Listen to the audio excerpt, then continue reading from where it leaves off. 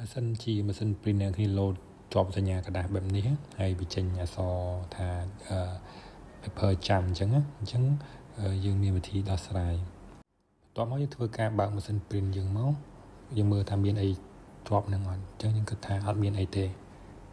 បន្ទាប់មកយើងចុចសញ្ញា copy ឬក៏ color ឬក៏អក្សរខ្មៅនេះមកបើវានៅតែចេញអញ្ចឹងទៀតអាចវាមានបញ្ហា